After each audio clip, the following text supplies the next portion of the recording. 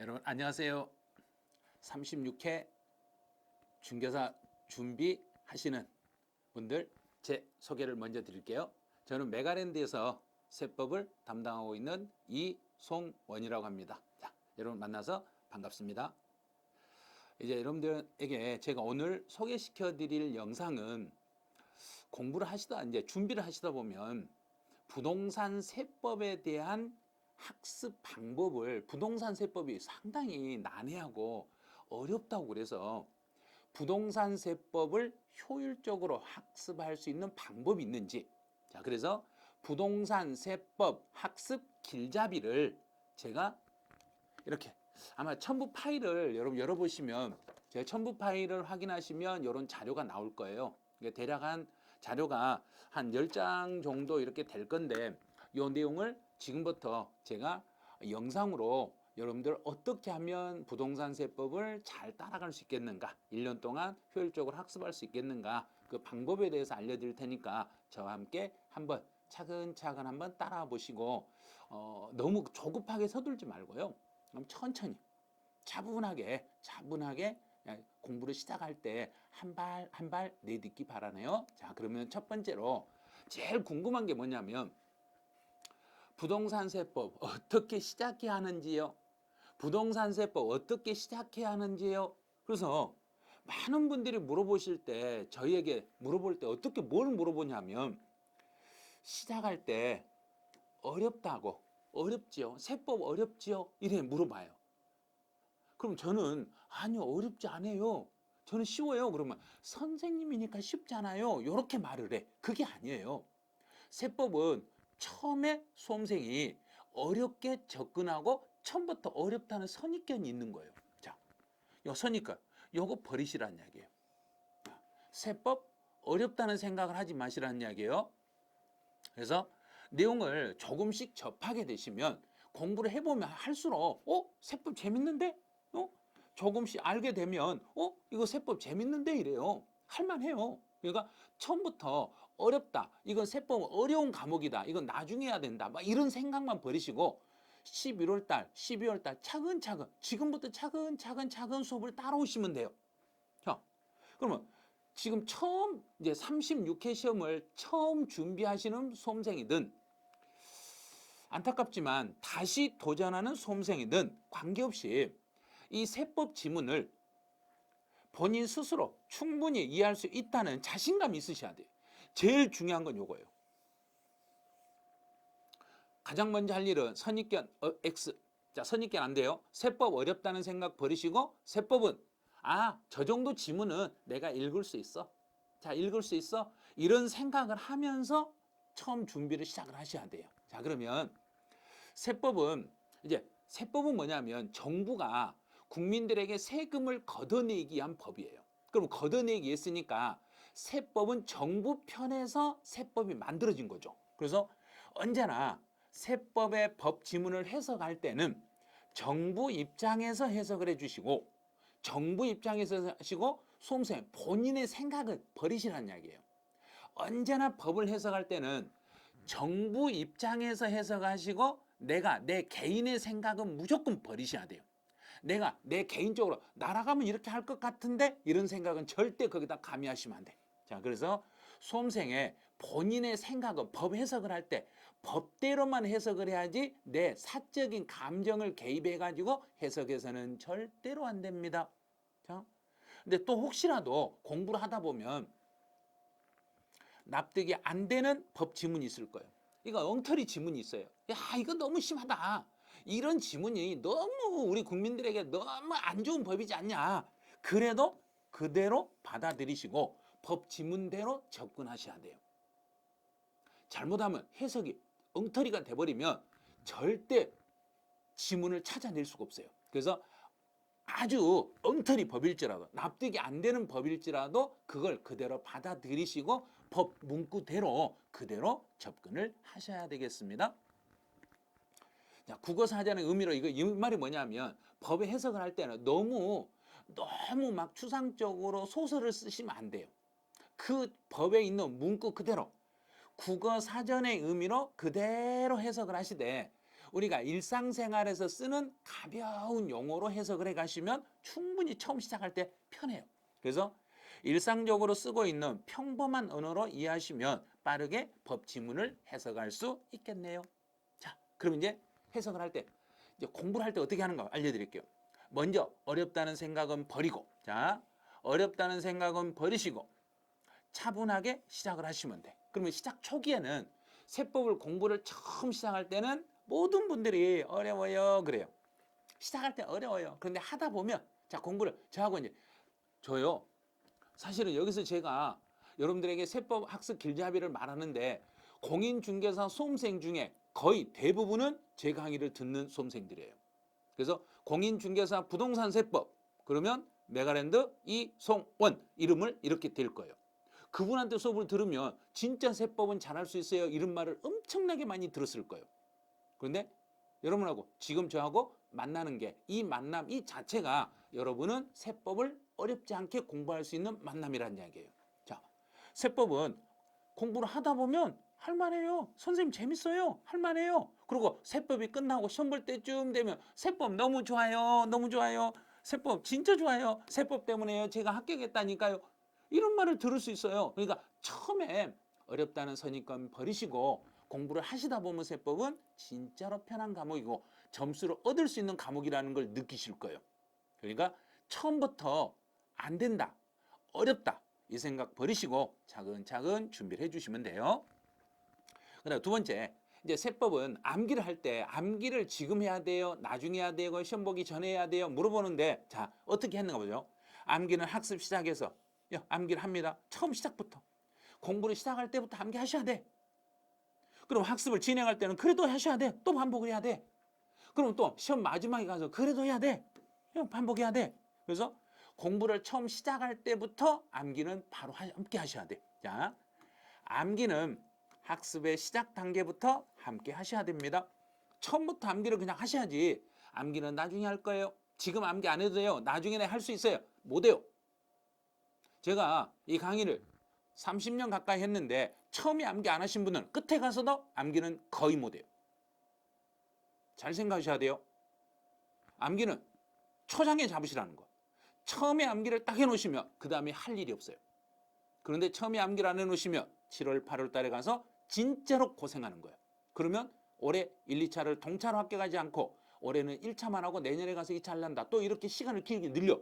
그런 생각 하시면 안 돼요. 그래서 암기는 시작 초기부터 반드시 함께 해주시라는 거.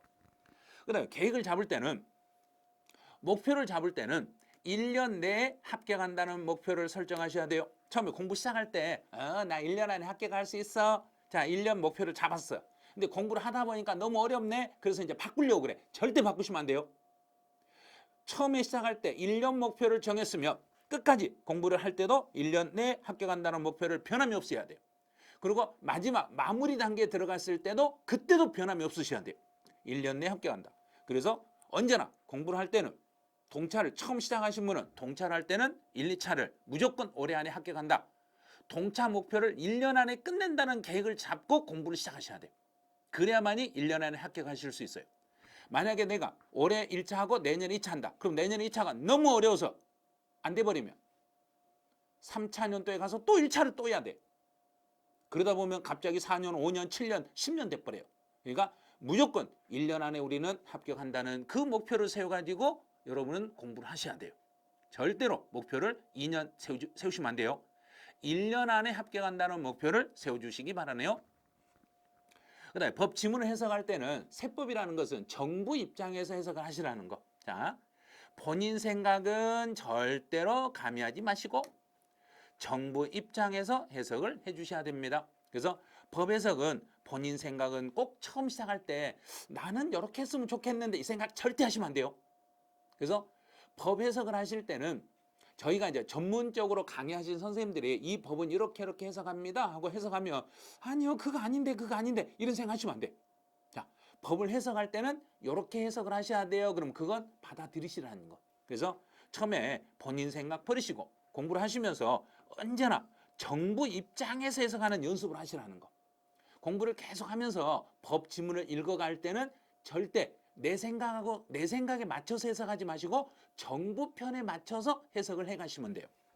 그다음에 이제 법을 해석할 때 어렵다 그러면 전문 용어로 풀나가지 마시고 국어사전에서 국어사전 의미라 일상적으로 우리가 쓰이고 있는 의미로 그냥 그 문구 그대로만 해석하시라는 얘기예요. 그 문구를 그대로 해석해야지 그 문구를 내 마음대로 상상을 해가지고 법을 확대하거나 막 늘리거나 이러시면 안 된다는 이야기예요. 법에 있는 대로만 해석을 해가시면 되겠습니다 이 말이에요. 이제 마지막 꼭 합격할 수 있다는 자신감을 가지셔야 됩니다. 처음에 시작할 때도 나 1년 안에 합격할 수 있어? 자신감 있어야 돼요. 공부를 하다가 학습 계속 가면서도 자신감 충분해. 나 합격할 수 있어. 마지막 마무리 단계. 우리 시험 보기 직전에도 36개 시험은 2025년 10월 25일이에요. 시험 보기 바로 전날도 난 자신 있어. 자, 자신 있어. 1년 동안 공부를 하시면서 무조건 나는 1년 안에 합격한다는 자신감으로 자신감 뿜뿜뿜 하고 자신감 가지고 하시면 돼. 그러면 충분히 여러분들은 1년 안에 합격을 하실 수 있어요. 자, 그럼 이제 두 번째로 가보죠. 부동산 세법의 당고나는 무엇으로 해야 되나요? 자, 이제 많은 분이 고민을 해. 당고나를 뭘로 해야 돼요? 아니 당고나를 왜 해? 본인이 보고 있는 거 그거 처음에 보고 있던 걸 마지막까지 밀어붙이면 되는 거예요.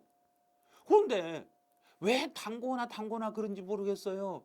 처음에 공부하실 때 이 사람은 이 책도 보고 저 사람은 저 책 보니까 이것도 봐야 되고 저쪽도 봐야 되고 여기도 끼웃 저기도 끼웃 뭐 이러다 보니까 당고나가 안 되는 거예요. 딱 처음에 하나 딱 잡았으면 자 예를 들어서 처음에 한번 딱 잡았으면 끝까지 이걸 잡고 가시라는 이야기예요. 바꾸시면 안 돼. 한 번 잡았으면 그걸 끝까지 시험 볼 때까지 밀어붙이시라는 거. 그래서 이제 교재는 저희 메가랜드에서 교재는 요게 나와요. 자, 요약집으로 교재명은 바이블 코드 1원이라고 나올 거예요. 바이블 코드 1원, 바이블 카드 기출, 바이블 코드 기출 예상 이런 식으로 3단계로 거쳐서 책이 나올 건데 이제 1원하고 관련된 건 바이블 코드 1원이에요. 자, 1원. 자, 1원. 그러면 이게 실제로 기본서하고 요약집하고 모든 걸 종합해 놓는 이제 중간편이라고 보시면 돼요. 그래서 공부하시는 수험생들을 위해서 특별히 저희가 기본서 분량 이 두꺼운 것을 줄였는데 그 줄인데 기본서 내용을 거의 한 5, 6% 정도는 다 반영해 가지고 압축을 시켜 가지고 압축된 교재를 가지고 1년 동안 2번에서 3번, 많게는 5번 정도 반복을 해드리니까 충분히 이 한 권만 가지고 계속 돌려버리면 돼. 자, 한번 돌리죠. 한 번 돌리고, 2번 돌리고, 3번 돌리고, 4번 돌리고, 5번 돌리면 이렇게 범위가 늘어나. 그래서 해독을 처음부터 끝까지 완강을 하셔야 돼요. 처음부터 끝까지 완강을 2회독 이상은 하셔야 돼. 자, 2번 이상은 완강을 해주셔야만 공부가 되는 거예요. 3번만이 아니라 다른 과목도 2회독 이상은 완강을 해주셔야 돼.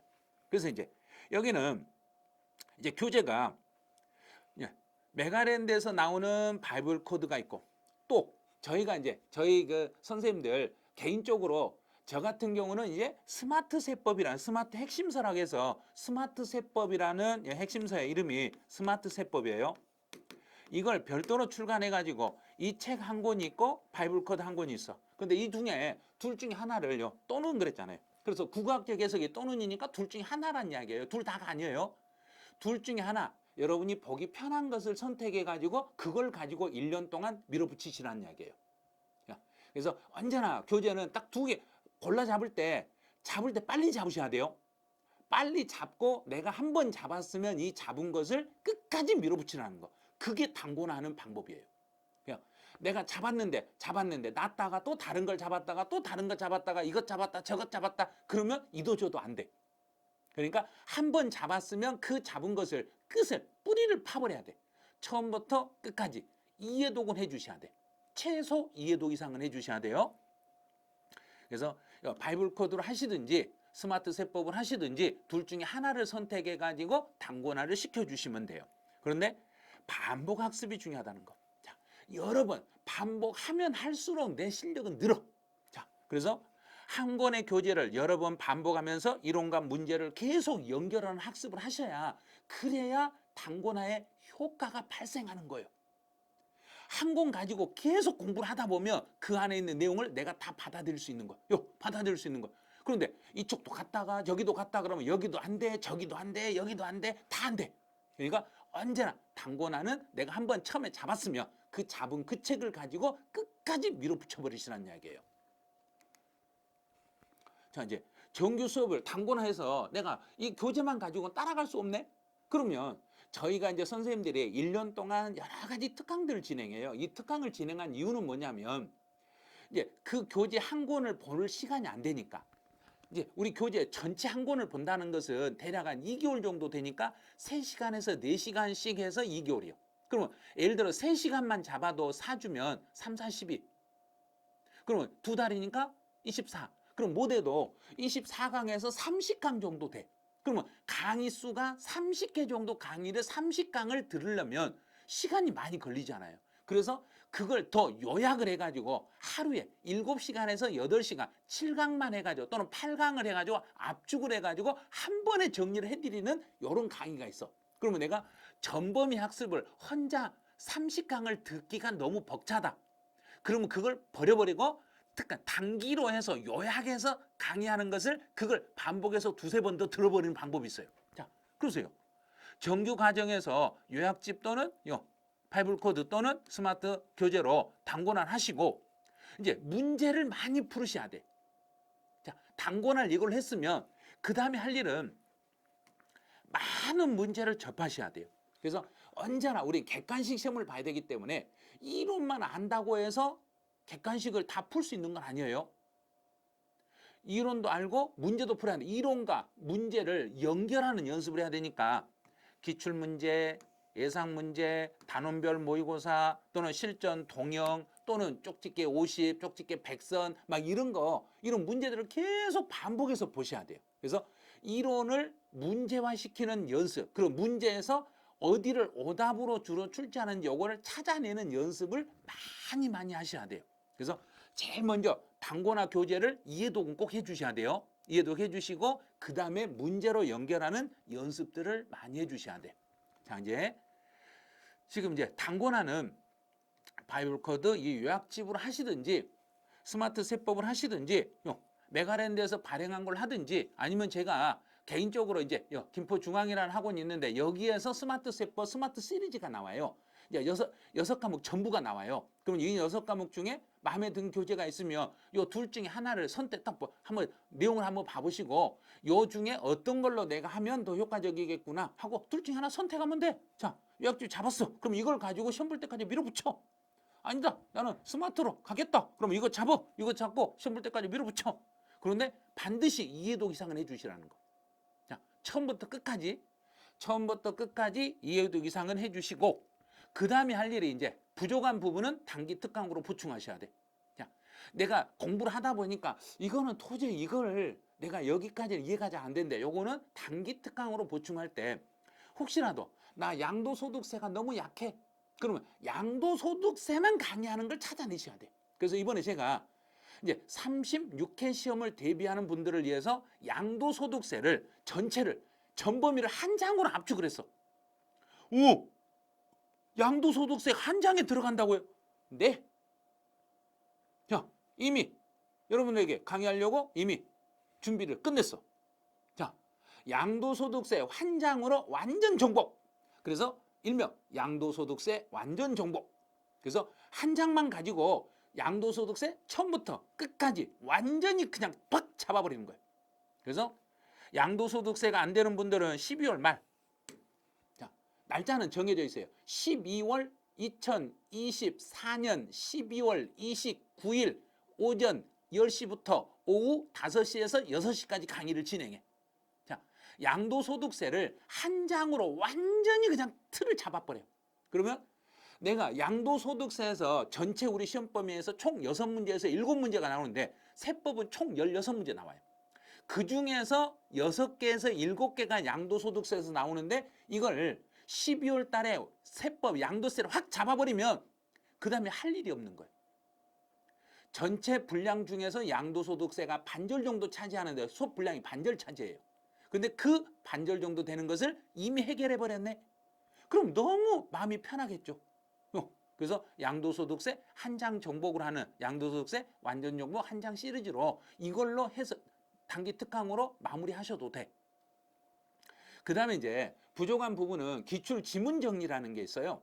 자, 이제 문제를 풀다 보면 이론 정리하면 이 이론이 어떤 식으로 기출 문제로 변환되고 어떤 식으로 기출 문제에서 응용이 되고 이런 걸 알려면 기출 지문을 보셔야 돼. 근데 그 기출 지문은 저 내년 2025년 3월 달, 3월 초, 3월 2일, 3일 그 정도에 예정이 돼 있어요.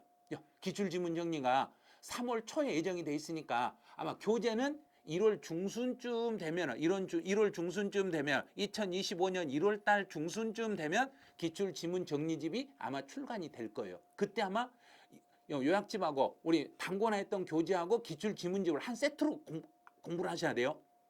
지문 이론을 정리하면서 그 이론 단원별로 그 이론에 맞게끔 기출 지문을 같이 정리를 해 가시면 돼. 그다음 이제 마지막 마무리 단계로 가서 세법 원포인트. 모든 중개사 수험생들이 원하는 세법의 원포인트. 자, 여기 세법 원포인트는 기출 지문 중에서 36회 시험에서 출제 예상 확률이 가장 높은 지문만을 선택해서 그 중에서 정답률을 찾아내는 거예요. 그래서 거의 세법 원포인트에서 매년 한 90% 이상의 지문 출제 확률이 있어요. 그래서 그런 확률이 있는데 이 세법 원포인트 같은 경우는 앞에서 일단 기본서 이해독은 해주셔야 되고 기출 지문 정리가 끝난 다음에 세법 원포인트로 마무리하면 이제 36회 시험에서 출제 확률이 높은 지문들이 어떤 거라는 걸 찾아낼 수 있어요. 그래서 이 원포인트는 7월 초 강의 예정이에요. 2025년 7월 초에 원포인트 세법 강의 예정이니까 그때 참고를 해주시면 되겠네요.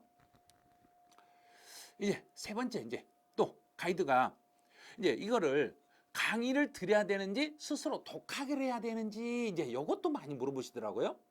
자, 그런데 만약에 법률을 스스로 해석할 정도 되면 강의 들을 필요가 없잖아요. 그렇죠? 법률을 스스로 해석하고 설명할 수 있으면 독학을 해도 상관없어요. 법 지문을 읽었는데 내가 알겠어. 뭔 말인지 알겠어. 문제도 풀어도 뭔 말인지 알겠어. 그러면 당연히 혼자 하시면 되죠. 근데 그게 거의 불가능해요. 자, 법률 해석은 용어부터 해석이 너무나 힘들어. 그래서 처음 접하는 수험생이라면 먼저 강의를 듣고 먼저 강의를 들으시면서 올바른 학습 방법을 찾은 후에 그 올바른 방법을 찾아놓고 반복을 하시는 거 이걸 권하네요. 자, 예를 들어서 이제 제가 처음 세법을 공부할 때 저도 이제 제가 이제 세법을 처음 공부할 때가 지금부터 한 40년 넘었네요. 40년 전. 한참 전이니까 제가 20대 후반에 20대 중반에 후반 때 세법을 공부한다고 전문 세법 책을 사가지고 책을 혼자 처음부터 끝까지 한 1000페이지 정도 되는 책을 저 혼자 10회독 정도 했어요. 자, 스스로 강의를 안 들었어. 강의를 안 듣고 10번에서 제가 최대 15번까지 일단 봤어요. 책을 처음부터 끝까지 10회독에서 15회독을 했어. 그런데도 너무너무 어려워요. 뭔 말인지를 못 알아먹겠어요. 그래서 도저히 안 되겠다. 그러고 나서 이제 학원에 가서 세법 한번 들어보자. 그리고 제가 세법 전문으로 가르치는 학원에 가서 그 책을 가지고 가서 세법 강의를 한번 들어봤어요. 그런데 학원에서 2개월 동안 강의하는데 내가 1년 이상 공부를 했던 나 스스로 1년 이상 공부했던 게 너무나 후회스러웠어요. 왜? 2달 동안 설명을 딱 듣는데 딱 설명을 듣는 순간 아니 이거 뭐야? 내가 생각한 거 완전히 다르네?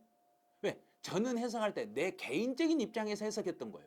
그런데 알고 봤더니 정부 편에 서서 해석하니까 너무너무 쉽게 해석이 되던 거예요.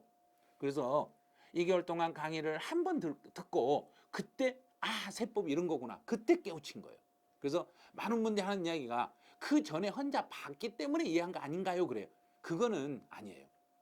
강의를 먼저 들어보니까 강의를 듣고 제가 세법을 공부했더라면 훨씬 더 빨리 세법을 마스터했을 건데 너무 앞에서 보낸 시간이 후회스럽더란 이야기예요. 그래서 처음에 공부하실 때는 강의를 먼저 들어보시는 걸 권하는 거예요.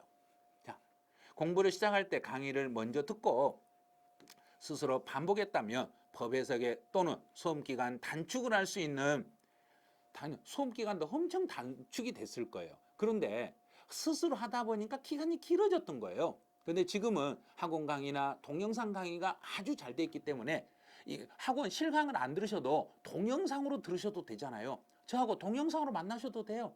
동영상에서 매일 만날 수도 있어요. 실강은 일주일에 한 번밖에 안 되지만 동영상은 매일 볼 수도 있어요. 시도 없이 볼 수 있어요. 그래서 인강으로 들으시든 실강으로 들으시든 강의는 먼저 한번 들어보는 게 좋을 거다 이 말이에요. 자, 또 이제 교재는 이제 강의를 들으실 때 반드시 이제 강의를 담당하는 쌤을 제가 전문가라고 했어요. 전문가를 통해서 먼저 배우면서 교재를 줄여가는 학습을 하셔야 돼요.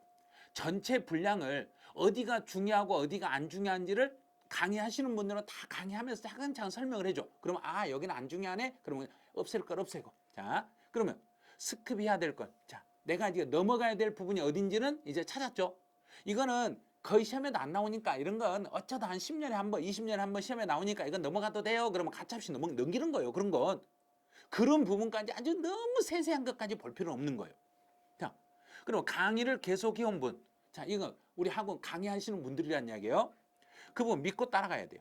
자, 강의하시는 분들은 뭔가가 있으니까 강의를 하는 거예요. 앞에 서서 강의를 하는 것은 뭔가가 내세울 게 있고 뭔가가 그 시험을 잘 짚어낼 수 있으니까 이분들이 강의를 하는 거예요. 그래서 강의하신 분을 믿고 따라간다면 학습 내용과 수험 기간을 단축할 수도 있어요. 그런데 강의를 들으면서 반복 학습을 하셔야 돼요. 오늘 수업 듣고 됐어. 나 수업 들었으니까 이해 다 했어. 이해 안 된 거예요. 아직 이해 안 된 거예요. 반복 학습 반드시 해주셔야 됩니다. 자, 또 실강의나 동영상 강의를 들을 때 먼저 수업을 집중해서 들으셔야 돼요. 수업을 들을 때 집중해서 수업을 들으시고 수업 시간에 최대한 암기를 함께 하려고 노력을 하셔야 돼요. 또 이런 분이 있어. 강의를 들을 때 선생님 잠깐 나 좀 쓰고 나 좀 필기 좀 하고 갈 테니까 잠깐만 선생님 멈춰주면 안 돼요. 그래요. 자, 필기를 하려고 그래요. 책에 다 있어. 책에 다 있는 내용을 강의하면서 칠판에다 요약해주고 그걸 요약 정리를 해드리는 거예요. 그냥 말로만 막 하면 너무 따분하고 그러니까 칠판에다 정리하는 것은 교재에 있는 내용 중에서 추려주는 거예요. 그래서 교재에 모두 수록된 내용을 필기를 안 하는 게 좋아요. 교재 지문을 읽으시면서 교재에다가 표시하면서 교재를 노트화 시키셔야 돼요. 그래서 필기보다는 설명을 듣는데 집중을 해주시고 내용 해석을 충실히 들으셔야 돼요. 요 내용은 이런 내용이에요. 이런 내용이니까 요게 요렇게 흘러가요. 이게 중요한 거지. 그거 몇 개 칠판에 있는 거 적는 거 적어가지고 우리가 주관식 시험도 아니잖아요. 객관식으로만 시험에 나오는데 그 객관식 시험은 그 법 지문 내용만 해석만 하시면 돼. 요 지문이 맞았는가 틀렸는가만 O냐 X냐만 알면 되는데 그걸 다 외우려고 그래. 외우려고 할 필요 없어요. 그 지문이 맞았는가 틀렸는가만 해석하시면 돼요. 자, 이제 강의를 먼저 듣고 먼저 강의를 들으셔야 돼. 그리고 올바른 학습 방법을 찾아놓고 그러고 반복하셔야 돼. 그래서 강의는 먼저 들으셔야 돼. 자, 강의를 들어야 돼요? 혼자 해야 돼요? 혼자 해야가 될 일이 아니에요. 이거 중개사 공부가. 그래서 강의를 먼저 듣고 반드시 올바른 방향을 잡아놓고 반복 학습하셔야 돼. 잘못된 길로 가면 안 돼요. 잘못된 길로 가면 기간이 길어지니까 강의를 먼저 정확히 들으시고 올바른 방법을 딱 정해놓고 계속 반복으로 밀어붙이시면 돼. 그러면 충분히 1년 안에 합격을 하실 수 있어요. 자, 이제 부동산 세법에 세목별 학습 방법이 있나요? 그럼 부동산 세법이 출제가 어떻게 돼요? 자, 출제 이렇게 돼요. 조세, 총론, 지방세, 국세로 나누는데 총론에서 2문제, 취득세에서 2문제, 등록면에서 1문제, 재산세 2문제, 종합부동산세 대략 2문제, 부동산 임대소득에서 1문제, 양도소득에서 6문제 정도 이렇게 해서 총 16문제가 만들어져. 그런데 이걸 따로 공부할 수 있는 요령, 공부할 수 있는 방법이 이거예요. 제일 중요한 거 이거예요. 수험생 입장에서는 내용이 모두 다 생소해. 그러니까 처음에 세법을 접할 때는 엄청 어렵게 느껴져. 다 어려워. 근데 어렵지 않아. 해보면 어렵지 않아요. 근데 제일 중요한 게 여기에요. 조세총론. 조세총론을 확실하게 잡아놓으면 조세총론만 확실하게 잡아놓으면은 세법에 대한 전반적인 개념을 잡을 수 있어. 그래서 조세총론에서 개념을 딱 잡아. 총론의 개념을 잡으시면 세법에 대한 기본 틀이 딱 잡혀.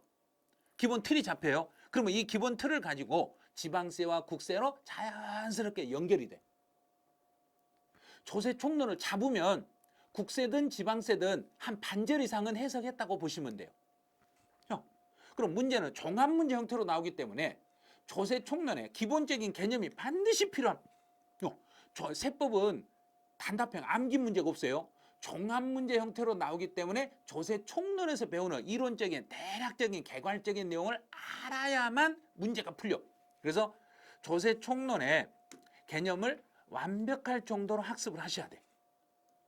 그래서 예전에 공부하신 분들 중에 저에게 이야기했던 분이 이런 분이 있어요.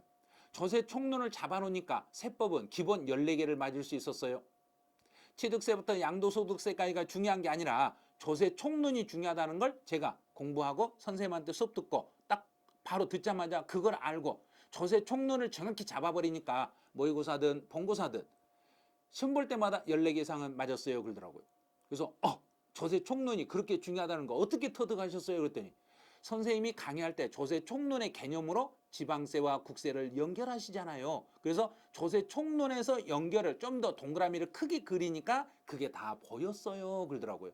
여러분도 그걸 따라오시면 돼요. 그래서 조세총론을 확실하게 잡으시면 지방세든 국세든 정확하게 정리할 수 있으니까 조세총론을 완벽하게 잡을 수 있도록 그렇게 해주신 게 좋아요.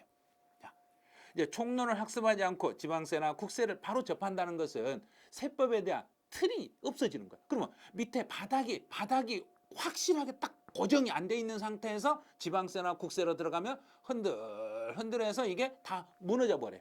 그냥 무너져 버려요. 그래서 언제나 조세총론을 정확히 잡으면 지방세나 국세는 완전히 지금 손아귀에 들었다고 이렇게 보시면 돼요. 이제 조세총론의 개념은 어떻게 되는 거예요? 조세총론의 내용을 완벽하게 정리하시면 지방세와 국세로 자연스럽게 연결돼서 국세, 지방세는 문제 푸는데 아무런 부담 없이 자연스럽게 문제를 풀 수 있게 돼요. 그래서 조세총론의 내용이 제일 중요한 내용이니까 조세총론을 세법 공부하실 때 완벽하게 아주 완벽할 정도로 정리를 해버리시면 그러면 국세나 지방세에 큰 문제가 없을 거란 이야기예요. 이제 조세총론의 학습 방법을 알려드릴게요. 지방세와 국세에 연결되는 개념들이 많아요. 그래서 이 조세총론의 개념이 기본적인 개념이 국세와 지방세로 연결되는 개념이 있는데 그 연결 개념을 총론에서 딱 잡아놓으셔야 돼. 자, 두 번째, 전반적인 세법에 대한 흐름이 조세총론에 가서 들어있어. 그러면 총론에서 이렇게 총칙으로 학설로 해서 이렇게 흘러가는 과정을 엮어가는데 그 흐름 속에가 국세, 지방세를 다 그냥 문제를 풀 수 있게끔 다 연결이 돼. 그래서 세법에 대한 흐름을 총론에서 잡아주셔야 돼요. 그 다음에 세 번째로 세목 간에 서로 간에 비교되는 정리가 하는 게 있는데 세목 간의 비교 정리도 조세 총론에서 이때는 이걸 써야 돼요. 이때는 이걸 써야 돼요. 그래서 총론에서 서로 세목 간에 비교되는 이론 학습이 이루어질 거예요. 그래서 이 총론만 정리해버리면 국세와 지방세로 자연스럽게 연결된다는 게 총칙 안에서 그걸 찾아내시면 돼요. 이제 지방세, 취득세나 등록면허세나 재산세 학습 방법은 요거는 따로따로 하셔야 돼. 각 세목별로 취득세 대상물, 등록면허세 대상물, 재산세 대상물, 각각의 납세 의무자, 각각의 과세 표준, 각각의 세율, 각각의 납세 절차, 각각의 비과세, 이건 세목별로 따로따로 이렇게 정리하셔야 돼. 취득세는 누가 내야 돼? 재산세는 누가 내야 돼? 등록면허세는 누가 내야 돼? 취득세 세율은 어떻게 돼? 등록면허세 세율은 어떻게 돼? 재산세 세율은 어떻게 돼? 이걸 따로따로 이렇게 정리를 하셔야 돼요. 그래서 이제 취득세 공부하실 때는 하다 보면 취득세하고 등록면허세가 약간 비교되는 개념들이 있을 거예요. 서로 비교해가지고 정리해도 도움은 좀 되실 거예요. 이제 국세는 종합부동산세와 임대소득과 양도소득이라고 있는데 종합부동산세를 공부할 때는 먼저 재산세하고 종부세하고 서로 연결고리가 무엇인지를 찾아내셔야 돼요. 재산세와 비교되는 종합부동산세만의 특징을 찾으셔야 돼. 그래서 재산세하고 종부세가 어떻게 비교되는가? 또 이거는 왜 종부세에만 쓰는가? 왜 이거는 종부세에서 못 쓰는가? 재산세하고 종부세를 서로 연결해 가면서 문제를 풀 수 있어야 돼. 왜냐하면 종합문제 형태로 나오니까. 그래서 문제 해석을 할 때 강의 듣다 보면 재산세하고 종부세 서로 비교해서 이때는 종부세가 과세되는데 이때는 안 돼요. 이거는 재산세하고 상관없이 종부세에서만 적용이 돼요. 막 이런 것들이 있을 거예요. 그런 것들 위주로 봐주시면 돼요. 그다음에 양도소득세는 기본적으로 이론적으로 나온 것은 아주 편해. 그런데 양도소득세 계산 구조에 가면 계산 구조가 상당히 어렵게 느껴져. 왜? 계산 문제를 풀어야 된다고 생각하니까. 계산 아니요. 양도소득세 계산을 하기 위해서 어떤 과정이 필요하고 이 계산은 이렇게 해야 돼요. 이 계산은 이렇게 해야 돼요. 그는 계산의 설명서라고 보시면 돼. 양도소득세 계산 구조라는 것은 양도소득세 계산에 대한 전체에 대한 설명서라고 보시면 돼요. 그러니까 너무 어렵게 암기하려고 하지 마시고 그냥 설명한 대로 그래 이렇게 하라고 하면 그렇게 따라서 하시면 돼요. 처음에는 암기보다는 따라서 그냥 진행해봐. 하다 보면 숙달 되다 보면 그게 암기가 돼. 그래서 처음부터 막 암기하려고 하지 마시고 여러 번 반복하다 보면 그게 자연스럽게 암기가 되실 거예요. 그래서 양도소득세는 특히 계산 구조에 집중해서 계산 구조를 확실하게 잡아주시면 양도소득세 정리를 하실 수 있을 거예요. 자, 그러면 우리 중개사 시험은 1년 동안 계획을 세우시라고 했는데 1년 계획은 어떻게 세워야 돼요? 자, 36회 공인중개사 시험 이미 날짜 정해졌어. 내년 10월 25일이요. 10월 25일. 그러면 지금 공부 시작하면 12개월 남았네요. 1년 남았네요. 지금 이 영상을 지금 당장 보는 게 아니라 12월 달에 보신 분도 있잖아요. 12월 달에 보시면 10개월밖에 안 남았네. 만약에 이 영상을 지금 2025년 1월 달에 보는 분은 9개월밖에 안 남았네. 뭐. 이제 9개월밖에 안 남았다고요? 아니, 그럼 계획을 어떻게 세워요? 긴장하지 마시라는 거예요. 자, 12개월이 남았던 10개월이 남았던 9개월이 남았던 우리는 1년 안에 합격한다는 계획을 세우시면 돼요. 그리고 시간을 이 개월수를 가지고 판단하시면 안 돼요.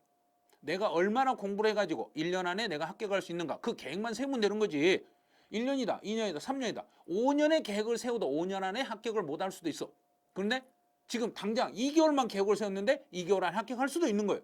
그러니까 여러분이 얼마나 계획을 철저히 세우고 그걸 실천하냐에 따라서 1년 안에 합격을 만들 수도 있고 못 만들 수도 있으니까 여러분 스스로 계획을 잘 잡으셔야 돼. 그래서 제가 몇 가지만 알려드릴게요.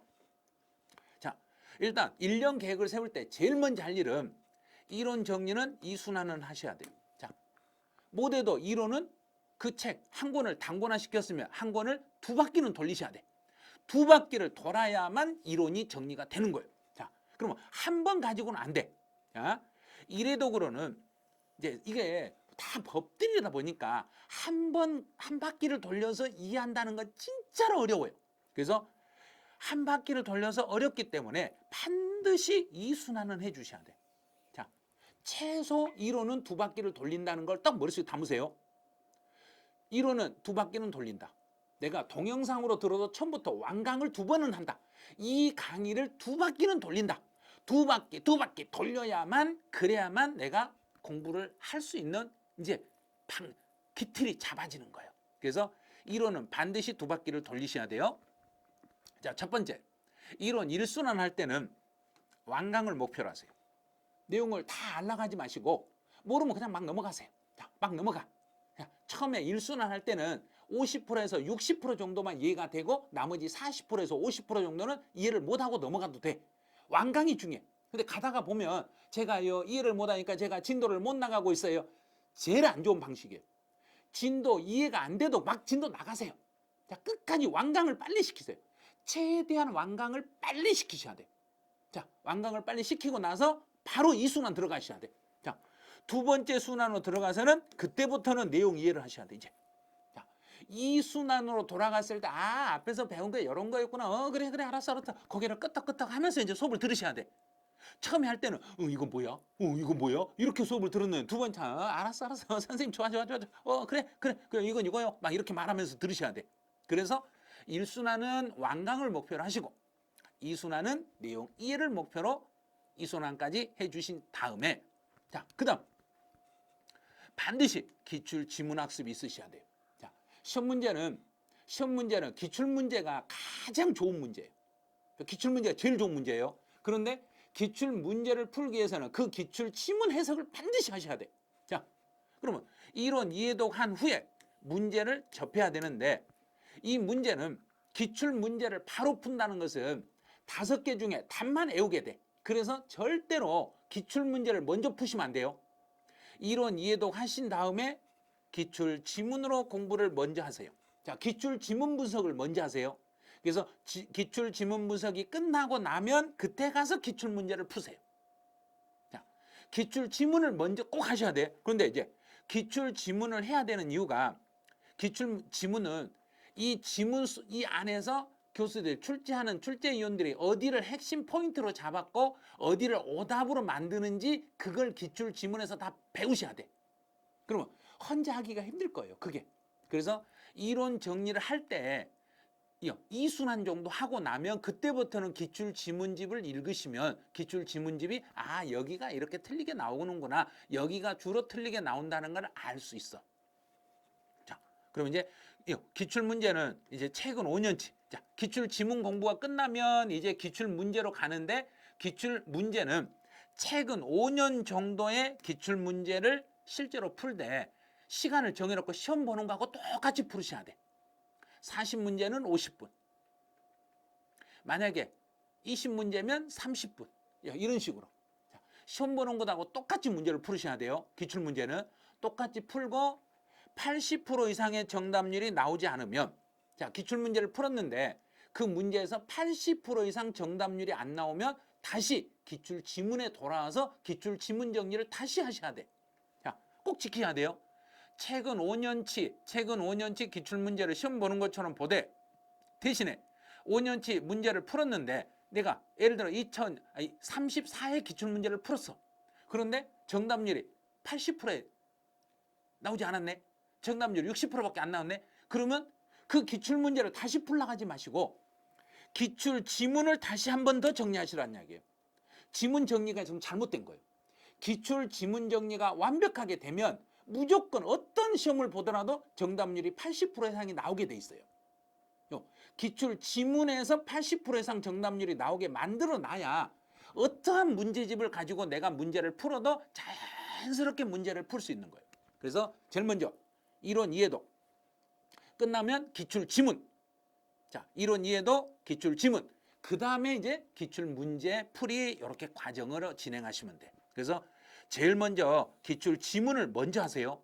기출 지문 다 정리가 끝난 다음에 기출 문제 풀이로 가되, 기출 문제는 문제 풀 때마다 80% 이상의 정답률이 나오면 다음 기출 문제를 풀고, 만약에 80% 이상 정답률이 안 나오면 다시 돌아가서 기출 지문으로 돌아가서 다시 정리한 다음에 기출 문제를 풀 수 있도록 이렇게 계획을 잡으시면 돼요. 자, 이제 다시 그러면 기출 문제까지 다 풀었으면 이제 올해 시험 문제, 기출 문제는 예전에 과거 문제잖아요. 이번에 시험에 나올 문제들을 선생님들의 예상한 문제가 있나요? 그러면 있어요. 단원별 모의고사, 쪽집게 50선 세법은 50문제만 가지고 최종 마무리 정리를 해드려요.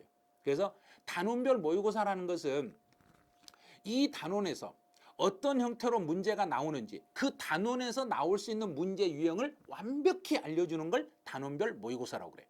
그러면 단원별 모의고사는 이 단원에서는 이렇게 유형이 문제가 나와요. 이 단원에서는 이런 유형의 문제가 나와요. 이런 형태로 문제가 나와요. 그 단원에 대해서 다 알려줘. 그럼 단원별 모의고사는 총 7회 걸쳐. 자, 7회에 걸쳐서 진행을 하는데, 그 단원에서 출제 확률이 높은 유형들, 또 출제 확률이 높은 지문들, 모든 걸 다 단원별 모의고사에 반영이 돼 있어. 그래서 저희가 문제풀이를 한번 내가 선택해서 듣고 싶어요. 그러면 단원별 모의고사 요게 필수예요.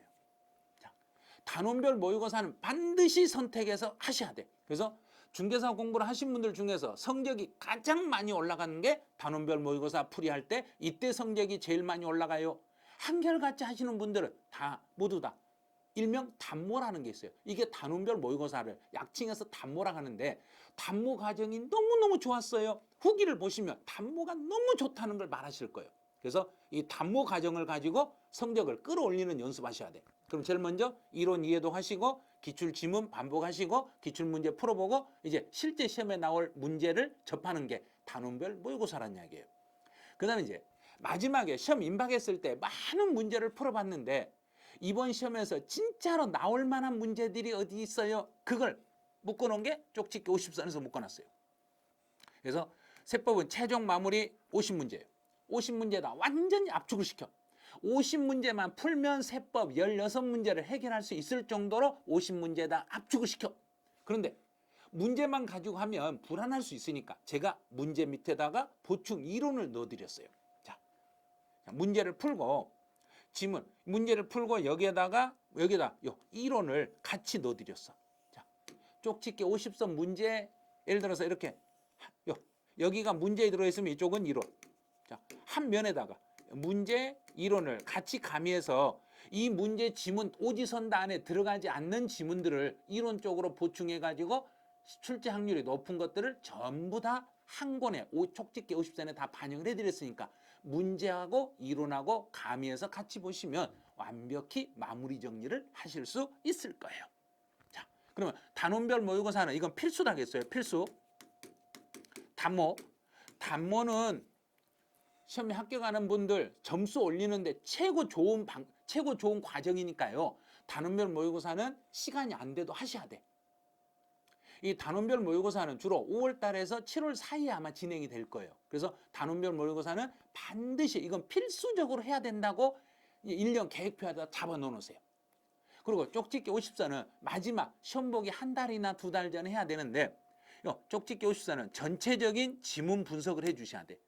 50선 문제에서 답만 이게 답이에요 이게 아니라 50개 문제 중에 오지선다 1번부터 5번까지 1번, 2번, 3번, 4번, 5번 선다 5개 있죠. 이 5개 지문을 완벽하게 분석을 해 주셔야 돼. 그 5개 지문 속에서 이번 36개 시험에 출제 확률이 있는 지문들이 들어있으니까 요 5개 지문 분석을 완벽히 해 주셔야 돼요. 자, 이제 1년 계획을 할 때 마무리 학습을 어떻게 해요? 그럼 우리 단고나 시켰잖아, 앞에서. 단고나 교재를 다시 읽으셔야 돼. 자, 스스로. 마지막에 마무리할 때는 우리가 단고나로 했던 그 교재를 다시 한번 스스로 읽어주셔야 돼.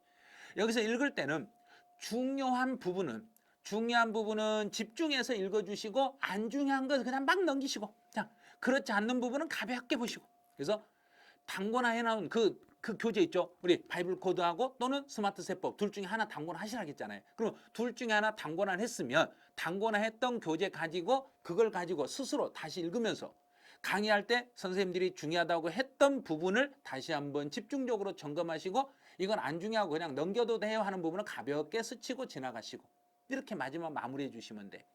자, 이제 그리고 시험 이틀 전까지는 이 마무리가 끝나야 돼요.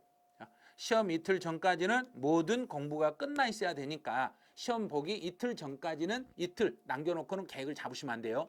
마지막 이틀은 계획표에서 빼주시고 이틀 전까지 모든 계획이 끝나도록 1년 계획을 잡아주시기 바라네요. 이제 단고나 교재는 이론은 단고나 교재를 스스로 이걸 읽으셔야 돼요. 스스로 읽으셔야 돼요. 단고나 교재는 중요한 부분은 집중적으로 안 중요한 건 가볍게. 자, 그 다음에 단고나 교재를 읽는다 해서 끝나는 게 아니라 지금까지 이제 단모도 풀어봤죠. 기출문제도 풀어봤죠. 쪽집게 50선 문제도 진짜 문제 많이 풀어봤죠. 이 많이 풀었던 문제들 중에서 내가 틀렸던 문제들이 있을 거예요. 내가 틀렸던 문제가 있으면 그 오답 정리를 이제 마지막으로 하셔야 돼요. 자, 오답 정리하시고 혹시라도 틀렸던 것 중에서 내가 암기를 안 해가지고 틀렸던 문제들이 있으면 철저히 마지막에 암기하셔야 돼요. 마지막 암기하셔야 돼요. 틀렸던 거 내가 암기가 안 돼서 틀렸다니까 말하지 말고 암기하시라는 거. 자, 틀린 문제는 마지막에 가서 이제 최종적으로 한 달 정도 남았을 때는 지금까지 모의고사 받았던 문제들, 단원별 모의고사 풀어서 틀렸던 문제들, 쪽집게 50선 문제에서 내가 틀렸던 문제들, 각종 이제 기출문제 중에서 틀렸던 것들, 그 틀렸던 지문들을 오답 정리하시면서 암기가 필요한 부분이 있으면 꼭 암기를 해놓으시라는 거. 이해가 안 되면 그냥 때려 애우셔야 돼. 암기를 해가지고라도 시험을 마쳐야 되니까. 네, 마지막에는 그렇게 정리를 해주셔야 돼요. 기출문제 분석은 어떻게 하는가요? 그러면 기출문제 분석은 어떻게 해요? 그럼 기출문제집은 반드시 봐야 되는데 가장 좋은 문제가 바로 기출문제예요. 왜냐하면 출제 위원들이 실제로 시험을 출제했던 문제들이니까 문제집 중에서 최고 좋은 문제집은 기출문제집이에요. 그러면 이 기출문제집은 문제를 먼저 푸는 게 아니라 지문 분석을 먼저 하라겠잖아요. 지문 분석을 먼저 한 다음에 기출문제를 시험 보는 것처럼 풀어주셔야 돼요. 그런데 그 기출문제는 한 5년치만 분석을 해도 되는데 세법 같은 경우는 한 7년 또는 10년 전치까지는 분석을 해주셔야 돼요. 왜냐하면 세법은 문제가 총 16문제밖에 안 되기 때문에 범위가 조금 더 늘려가지고 세법은 분석을 해야 돼요. 다른 과목들은 40문제씩이니까 5년치만 분석해도 충분히 가능해요. 근데 세법은 5년치가 약간 부족하니까 적어도 7년에서 8년, 많게는 10년 정도 기출문제 분석은 아마 해보시면 도움이 되실 거예요. 근데 이제 기출문제 분석을 할 때는 문제를 처음에 풀어가지 마시고 먼저 이걸 5개의 지문으로 세분하여 각각 지문 정리를 하시라는 이야기예요. 지문 정리를 하셔야 됩니다. 그래서 처음에는 기출 문제 푸는 게 중요한 게 아니에요. 기출 지문 분석을 해가지고 그 지문이 정확히 이 지문이 어디가 맞고 틀리고 옳은가 틀린가 어디가 틀렸는지예요. 어디가 틀렸는지 어디가 올바른지 틀린 게 있으면 올바르게 고치고 이렇게 고쳐가면서 요 지문은 여기서 이렇게 함정을 받는구나 이렇게 알고 있으면 돼. 그래서 언제나 기출문제는 5개를 오지선다가 아니라 OX 지문이라고 생각하세요. 5개를 OX 연습한다고 생각하시고 지문 하나하나가 옳고 그름을 판단해 주시면 돼요. 자, 두 번째. 그럼 이제 기출 지문은 기출 지문 분석을 따로 하기가 힘드니까 저희가 기출 지문집을 만들어 드려요. 그래서 저는 이론과 함께 보는 송원세법 기출 지문 정리해가지고 이런 교재가 나와.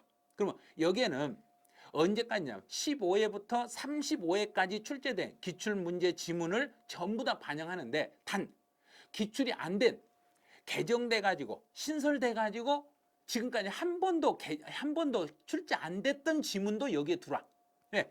개정된 것은 과거에 출제할 수가 없었잖아요. 그래서 개정이 된 것은 출제가 안 됐을지라도 개정된 지문은 출제 확률이 있기 때문에 기출 지문집에다 반영을 해드려. 그래서 36회 시험을 준비하시는 분들은 2025년에 법이 개정이 되는 내용까지 기출 지문 정리집에 여기 들어오니까 그거 참고해 주시면 돼요. 그다음 이제 기출 지문집 공부하실 때 학습 요령을 잠깐 알려드릴게요. 기출 지문집을 공부하실 때는 혼자 처음부터 책을 끝까지 보기가 힘들어요. 그래서 언제나 단원별로 이론을 정리할 때 내가 단원별로 이론을 정리할 때 그 단원 이론 정리한 다음에 그 단원에 해당되는 기출 지문을 읽어보셔야 돼. 그럼 단원을 여기까지 이 단원을 내가 이론으로 공부했어. 그러면 여기다가 플러스 그 부분에 해당하는 기출 지문을 같이 공부를 하셔야 돼. 그래서 복습으로 기출 지문을 하시면 돼요. 그래서 이 단원에 대한 이론 정리할 때 그 단원에 대한 기출 지문을 정리하시면 그 단원이 내가 복습할 때 앞에 이론 배운 거 지문에서 복습을 하니까 2바퀴 돌리는 꼴이 되는 거예요. 그래서 언제나 기출 지문집하고 단권화 했던 그 교재는 반드시 2권을 한 세트로 가지고 다니면서 공부를 해주신 게 아마 도움이 되실 거예요. 그래서 단원별 진도에 맞게끔요. 지문을 분석할 때는 단원별 진도에 맞게끔 그 단원에 맞는 기출 지문을 풀어주셔야 돼. 자, 그런데 이 기출 지문집은 1월 초 출간 예정이에요. 자, 1월달 초나 1월 중순 안에 기출 지문집이 나오니까요. 그때 기출 지문집 하나 구해가지고 이제 단원별로 우리가 이론 정리할 때 거기에 맞게끔 차근차근 기출 지문집을 읽어 가시면 돼요. 왜냐하면 이 기출 지문집은 전부 다 세법은 올바른 지문으로 제가 구성해 놨어요. 다 옳은 지문, 틀린 지문 하나도 없어요. 옳은 지문으로 구성해 가지고 기출 지문집에 기출 지문만 넣는 게 아니라 이제 보조단 옆에 단을 나눠서 단에다가 핵심 이론들이 있어요. 이 기출 문제를 풀기 위해서 꼭 필요한 이론들은 도표화 시켜서 이론도 가미를 해놨으니까 이론도 추가로 보실 수 있으실 거예요. 이제 2단계로 기출 지문 모음집으로 이렇게 공부를 시작하시라고 했어요. 그래서 기출 분석은 공부의 시작이라고 보시면 돼요. 그 다음에 기출 문제 풀이는 공부의 끝이라고 보시면 돼요. 그래서 기출 지문 분석은 공부의 시작이고 기출 문제 풀이는 공부를 마무리하는 과정입니다. 단 세법은 기출 문제를 풀 때 최대 한 10년치를 한번 풀어주세요. 그랬죠. 10년치 풀면서 그 지문을 내가 분석을 제대로 했는가, 제대로 못했는가 다시 한번 점검을 해주시면 돼요. 그래서 이제 기출 문제를 풀면서 80% 이상이 해결되어도, 자, 80% 이상 해결됐다고 봐. 80%가 안 되면 기출 지문을 다시 가셔야 되는데, 기출 문제를 풀다가 80% 이상이 해결됐어도 틀린 문제 지문은 반드시 확인해 주셔야 돼요. 내가 틀렸던 문제 지문은 단고나 교재 내용을 찾아가지고 다시 한번 정리를 해 주셔야 돼. 틀렸던 것은 단고나 했던 우리 교재에다가 거기다 표시를 좀 해놓으세요. 요 지문이 나왔을 때는 내가 틀렸어 하고 나만이 알고 있는 무슨 표시를 내가 틀렸던 그 표시를 거기다 해주세요. 그래서 나중에 그 교재를 다시 반복할 때 이건 내가 공부할 때 좀 틀렸던 지문이네 다시 한번 또 집중해서 볼 수 있도록 그런 표시를 좀 해주시고 넘어가시면 될 거예요. 그다음 이제 우리 세법을 보면 중개사만 세법 시험이 나오는 게 아니라 타 자격 시험이 있어요. 공인회계사, 세무사, 감정평가사, 공무원 시험, 그다음에 경찰 간부 시험 또는 세무 회계 시험 이런 타 자격 시험이 엄청 많아요. 그런데 그 타 자격 시험의 출제 이론이 중개사 출제 이론과 거의 맞물려요. 그래서 거기에 시험 문제 낸 사람이 중개사 시험에 출제 확률도 있어요. 그래서 타 자격 시험에서 출제했던 지문 중에서 중개사 시험과 연관된 지문들은 매년 반드시 점검을 하셔야 돼요. 자, 타 자격 시험에서 출제된 최근 문제 중에서 중개사 시험과 관련 있는 기출 지문은 반드시 정리를 해 주셔야 돼. 그래서 이거는 제가 대략 한 여름쯤 되면 7월 달쯤 되면은 타 자격 시험이 이제 거의 완비되거든요. 그때 다른 자격 시험에서 나왔던 지문 중에서 중개사 시험과 연관된 지문이 이런 게 있었어요 하고 하루 정도 날 잡아서 제가 강의를 해드려요. 그런 거 그 자료도 다 올려드리고 하니까 그때 참고하시면 돼요. 그래서 이 자격 시험을 일일이 수험생이 다 찾아내는 게 아니라 제가 다 분석을 해가지고 다 제공해 드릴 거예요. 저하고 같이 공부하신 분들에게 이렇게 서비스 제공을 다 해드리니까 그거 그때그때 그 수업 했던 거 유튜브로 올라가거나 또 라이브로 하시면 그때그때 수업에 참여해서 들어주시면 아마 도움이 되실 거예요. 그래서 타 자격 시험 지문 중에서 우리 중개사 시험으로 연결되는 지문들이 많기 때문에 이 타 자격 시험에 있는 기출 지문도 분석을 한 번씩은 해보셔야 돼요. 왜냐하면 매년 다른 자격 시험에서 출제했던 지문들이 중개사 시험에서 출제되는 지문이 상당히 많았었거든요. 그래서 다른 자격 시험에서 나온 지문은 이건 우리 시험하고 관계없어 요거 생각하시면 안 돼. 우리 시험하고 관계 있는 지문으로 연결될 수 있는 것은 반드시 정리를 하고 간다 이렇게 생각하세요.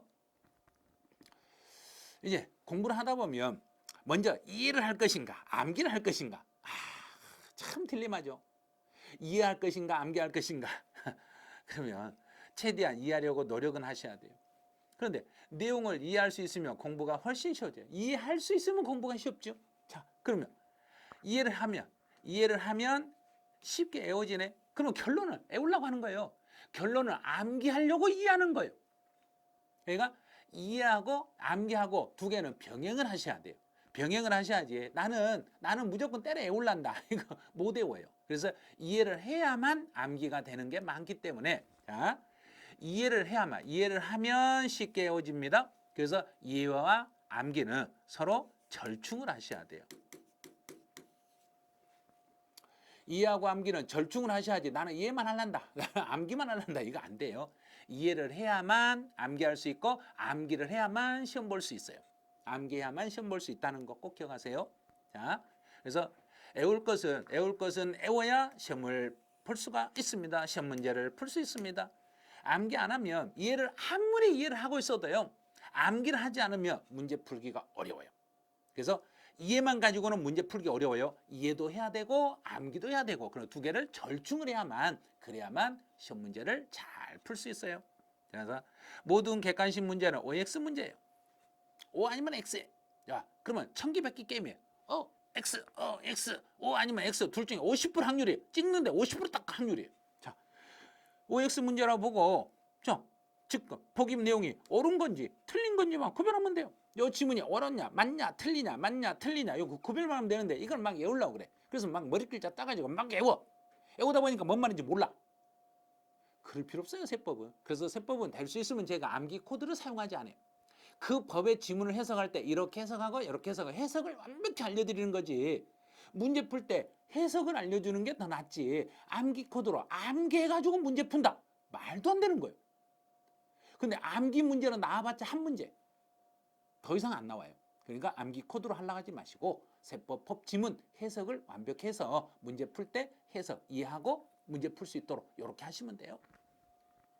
자, 결론적으로 이해를 최대한 하려고 노력하고, 자, 이해를 최대한 하려고 노력하시되 안 되면 외우셔야 돼요. 도저히 내가 이해할 수 없는 게 있으면 그냥 때려 외우셔야 돼. 네. 남들이 그러잖아요. 맞고 품으라고. 안 되면 그냥 이해가 안 되면 막 그냥 외우셔야 돼. 근데 무작정 외우려면 외워지질 않아. 그래서 어느 정도 법의 논리를 이해를 하셔야 돼. 이해한 다음에 암기하려고 노력하시면 돼요. 그래서 이해를 하는 것은 암기를 수월하게 하는 것이기 때문에 이해만 하고 암기를 멀리하면 안 됩니다. 그래서 이해도 하시고 같이 암기를 병행하시면 시험 보기 아주 편하실 거예요. 자, 이제 또 이런 걸 물어보네요. 계산 문제는 풀어야 돼요, 버려야 돼요? 아니, 계산 문제를 풀지 버릴지는 본인이 선택해야 되는데 저희한테 물어봐요. 선생님, 계산 문제 풀까요, 버릴까요? 왜요? 아니, 저야 당연히 내년에도 강의할 건데 버리세요 그러죠.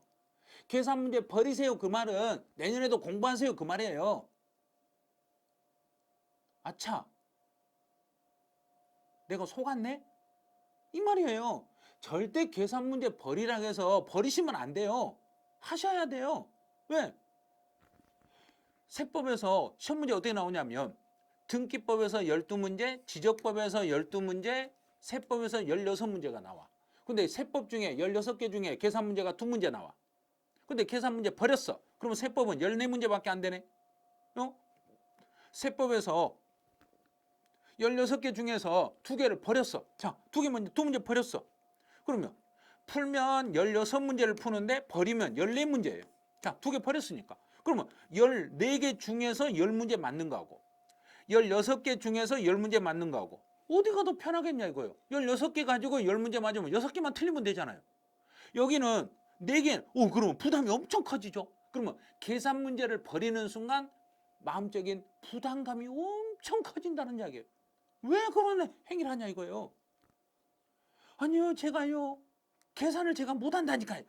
계산 못한 사람 어디 있어요? 계산기 누르면 되는 건데. 자, 시험 볼 때 계산기 사용할 수 있어요. 아, 진짜요? 네, 사용할 수 있다니까요. 계산기 사용할 수 있으니까 그냥 계산하시면 돼요. 계산기로 계산하시면 돼요. 그런데 무슨 계산이 안 된다고 그러세요? 다 돼요, 다 돼요. 자, 그런데 계산 문제 풀이에 대한 연습이 충분히 되지 않는 경우라면 계산 문제를 충분히 연습하지 않았으면 1분, 2분 안에 계산 문제를 풀 수가 없어. 자, 계산 문제는 연습이 충분히 되셔야 돼. 그래서 만약에 시험 중에 계산 문제 풀려고 막 5분 동안 고민하고 10분 동안 고민하다가 시험 끝나버렸네. 그러면 이거 고민하다가 쉬운 문제를 놓치는 수가 있어요.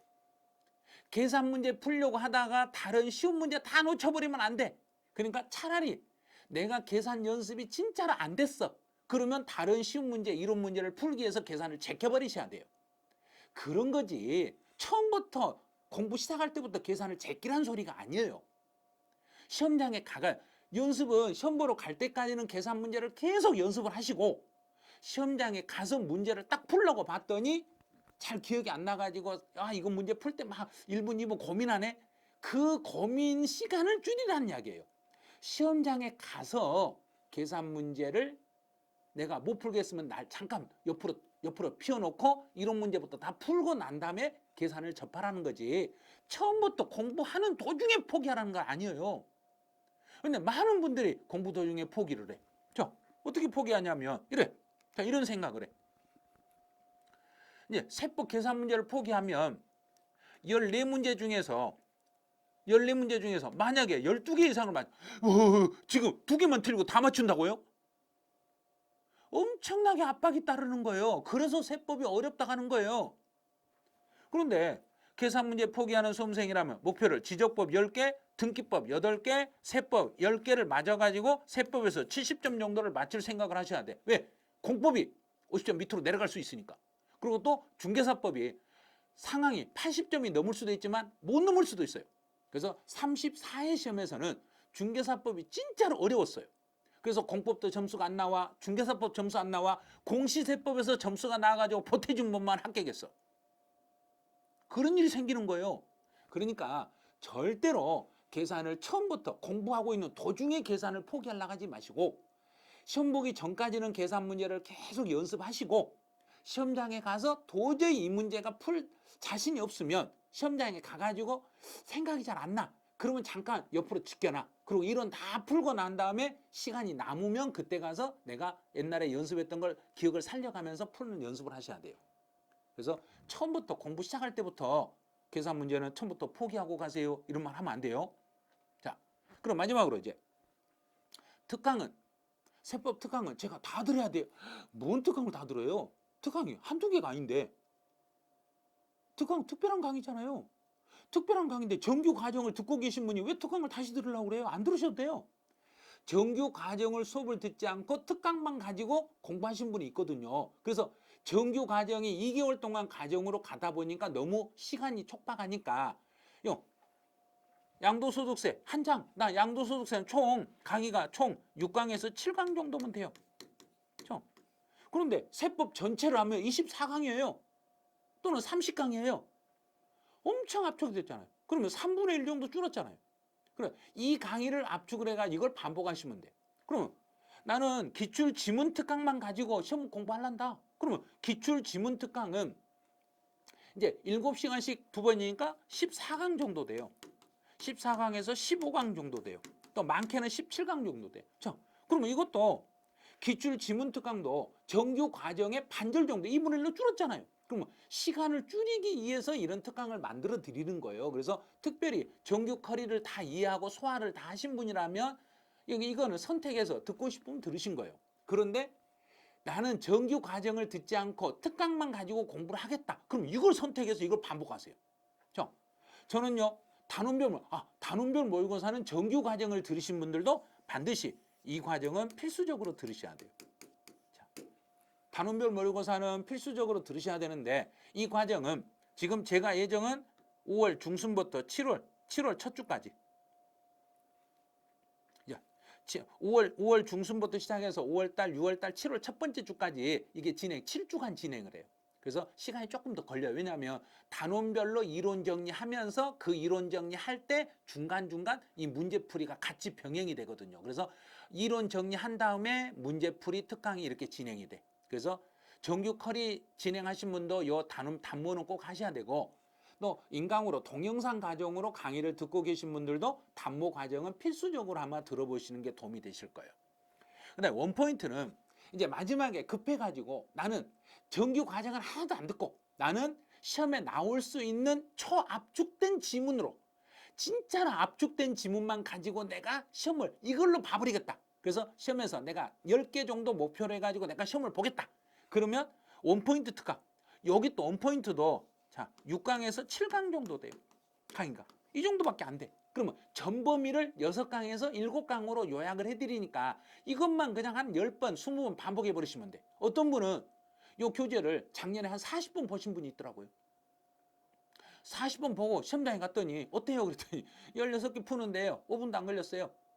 왜요? 지금 시험에 나올 수 있는 지문이 다 있잖아요. 이 안에 다 들어있으니까 이걸 한 40번 볼 정도 되면 딱 보는 순간 어디가 함정이고 어디가 답이라는 거 다 알아버려요. 그래서 그렇게 여러 번 짧은 강의로 직장 다니면, 특히 시간이 없는 직장 다니는 분들은 이걸 활용을 많이 하시더라고요. 그래서 시간이 많이 없고 정규 커리를 다 소화할 수 없다. 그러면 원포인트 특강을 이걸 한 5회독 이상은 반복해 버리세요. 그러면 시험 볼 때 기본 점수 10개 정도는 이상은 나와요. 그다음에 마지막 쪽집기 54이네요. 이 쪽집기 54는 여기도 강의가 6강에서 7강 정도로 구성이 돼요. 그래서 문제를 지금까지 우리가 풀었던 문제들을 다 압축을 해가지고 50문제도 압축을 해가지고 6강에서 7강으로 요약을 해놨으니까 이제 나는 그 전에 기출문제라든지 예상문제라든지 이런 문제집을 하나도 안 봤다. 그러면 마지막으로 쪽집기 50선에 있는 이 문제만이라도 정확히 정리한 다음에 시험장에 가시기를 권하는 거예요. 그래서 이런 특강들은 많은 특강을 저희가 개설을 하지만 모든 특강을 다 들으시라는 건 아니에요. 다 들으시면 도움은 되겠죠. 그런데 이 특강을 다 듣기는 시간적으로 체력적으로 한계가 있으니까 요건 선별적으로 내가 꼭 듣고자 하는 특강이 있으면 그것만 나는 그래서 12월 달, 3월 달, 5월 달, 7월 달, 9월 달로 지금 다 예정이 돼 있죠. 이때 강의를 진행을 해요. 그러니까 이걸 나는 이때는 이 강의는 꼭 들어야 되겠다. 1년 계획표에다가 메모를 해 놓으세요. 그렇게 하시면 돼요. 자, 그럼 특강은 꼭 들어야 되는데, 자, 이제 양도소득세 완전 용모, 양도소득세는 한 장으로 정리를 해드린다 했죠. 자, 한 장으로 양도소득세를 정리해줘. 그리고 강의하는 강의 교환을 강의 노트로 만들어 드려. 그래서 한 장짜리 양도소득세와 강의 노트를 같이 병행해서 공부를 하시면 양도소득세는 완전히 잡을 수 있어요. 그래서 양도소득세는 이제 12월 말에 진행하는 양도소득세 여특강을 들으시면서 내가 양도소득세가 약하는 분은 양도소득세 이 부분만 가지고 집중 공략을 해버리시기 바라네요. 그다음 이제 기출지문특강은 3월 달에 예정이 돼 있는데 기출지문은 제가 어디서부터냐면 15회부터 35회까지 기출지문을 하나의 교재에다가 요약을 해서 모두 다 옳은 지문으로만 구성을 해놨어요. 옳은 지문으로 구성해놨는데 공부하실 때 특히 주의할 것은 기출지문특강은 단원별로 이론 정리를 하시면서 그 단원에 대한 기출지문을 같이 풀으세요. 이론하고 기출지문을 같이 병행을 하셔야 효과가 많이 발생할 수 있어요. 그래서 기출지문만 가지고 막 공부하면 안 되고 단원별로 이론 정리를 하면서 기출지문을 병행하세요. 그래서 내가 기출지문 특강을 안 듣더라도 기출지문 특강 교재는 반드시 구입하세요. 교재는 구입해가지고 기출지문 특강을 처음부터 내가 공부하면서 지문까지 같이 복습용으로 이렇게 봐주시면 돼요. 그런데 단원별 모의고사는 단모는 이 과정은 필수 과정이라고 생각하셔야 돼요. 모든 수험생이 이 단모 과정만큼은 꼭 지키세요. 왜냐하면 7주 진행하는데 한 단원별로 30문제씩 진행을 해요. 그러면 30문제 곱하기 7주 그러면 210문제네. 세법 210문제면 그러면 16문제 푸는데 이 안에서 다 걸려요. 그 단원에서 중요한 내용들은 이 안에가 다 들어있어. 이 안에가요. 그래서 실제 시험장에 가면 단모가 제일 점수를 잘 나오게 만들었어요. 이때 이 단모했던 게 나에게는 신의 한 수였어요. 이 단모가 나의 신의 한 수였어요. 모든 수험생이 한결같이 말하는 게 단원별 모의고사예요. 그래서 이 단원별 모의고사는 필수 코스라고 생각하시고 절대로 이건 선택하지 마세요. 나는 이거 할까 말까 고민하지 마시고 무조건 선택해서 단원별 모의고사는 들으세요. 그다음에 원포인트 정리는 시간이 안 되신 분들. 자, 시간이 안 돼가지고 내가 세법 전범위를 하기는 곤란하고 기출 지문집도 내가 전범위를 보기에는 너무 벅차고 이 중에서 36개 시험에서 출제 확률이 높은 지문들로 구성된 게 뭐가 있을까? 그게 원포인트예요. 그래서 원포인트는 제가 7월 초에 강의 예정이니까 이 원포인트 교재는 아마 5월 중순이나 5월 말쯤이면 원포인트 교재가 출간이 될 거예요. 그래서 원포인트는 전체 지문 중에서 이제 함정으로 파고 정답으로 낸 게 1번과 2번으로 두 개 양쪽으로 비교해 놓고 이 지문에서 요게 맞냐 요게 맞냐 둘 중에 하나 선택하라는 그런 문제로 만들어진 거예요. 그래서 시험장에 가면 1번하고 2번 중에 오답인 것은 오답으로 나오고 정답은 정답으로 이렇게 유도되게끔 그 정답이나 오답으로 유도되는 부분을 비교 정리로 해가지고 선택할 수 있도록 이렇게 만들어진 교재가 원포인트 교재예요. 그래서 세법하면 이송원 그러면 원포인트 요게 아마 불문율일 거예요. 그래서 세법의 원포인트는 누구든지 아마 구입을 해서 많이 보시고 어떤 분은 원포인트 교재만 한 15권 구입하신 분이 있더라고요. 한 번 풀고 또 풀고 또 풀고 계속 무조건 처음부터 끝까지 푸는데 어떨 때는 하루 걸렸는데 나중에는 1시간밖에 안 걸리고 책을 막 푸는데 그래서 책을 계속 똑같은 문제 또 답을 체크해 버리니까 더 이상 계속 그 원포인트를 사가지고 여러 권 사서 여러 번 반복했다는 말도 하시더라고요. 그래서 원포인트 같은 경우는 시간이 안 되신 분들은 아마 마지막 7월 달에 원포인트 교재 요걸로 한번 정리하시면 도움 많이 되실 거예요. 그다음 쪽집게 50선은 이제 마지막 제가 최종 문제에 대한 모든 최종 50개를 요약을 해가지고 그 50문제를 시험에 나올 수 있는 확률이 제일 높은 문제 지문으로만 구성한 거예요. 그 다음에 이론을 밑에다 첨부해가지고 문제와 이론을 병행을 해가지고 이 관련 부분에서 나온 문제를 문제 지문으로도 해결할 수 있고 미래 아래쪽에다가 이론까지 가미해가지고 이론과 문제를 동시에 해결할 수 있도록 쪽집게 50선을 만들어 드리니까 요거 마지막에 문제를 내가 다른 문제집을 풀어보고 싶으신 분 그러면 쪽집게 50선 문제를 접해 보실 분은 쪽집게 50선 요걸 선택해서 보시면 돼요. 자, 이제 제가 이제 부동산 세법의 학습 길잡이에 대해서 지금까지 설명을 해드렸는데 여러분들은 제가 하는 방식대로 따라오시면 세법은 어렵지 않아요. 그리고 제가 추가로 저는 밴드, 자, 세법 밴드하고 유튜브를 제가 운영을 하고 있는데 네이버 밴드예요. 네이버 밴드에 들어오시면 제 얼굴이 이렇게 나올 거예요. 자, 밴드 메인 사진에 이게 나와. 그러면 여기를 접속해서 들어오시면 돼요. 여기에 들어오시면 이제 매일 우리 한 문제씩. 자, 일요일은 올려드리지 않아요. 월요일부터 토요일까지. 제가 특별한 일이 아닌 것은 월요일부터 토요일까지 매일 한 문제씩 올려드리고 그 문제에 대한 해설은 오후 한 5시나 6시쯤에 해설을 달아드려. 왜냐하면 먼저 문제를 한번 풀어보시고 그리고 해설은 나중에 한번 다시 보시고 이렇게 하려고. 그래서 직접 해설까지 줘버리면 문제 보고 바로 해설 답을 봐버리니까 안 돼요. 그래서 매일 한 문제씩은 밴드에 올려드리고 또 학습 자료를 또 필요한 자료들은 전부 다 밴드에서 다운받을 수 있도록 제가 다 공개를 해드려. 여러분이 요구하면 요구한 자료들은 제가 다 만들어서 다운받을 수 있게 해드려. 다 주면 다 줘도 돼요? 네, 다 줘도 돼. 요구하면 다 드려.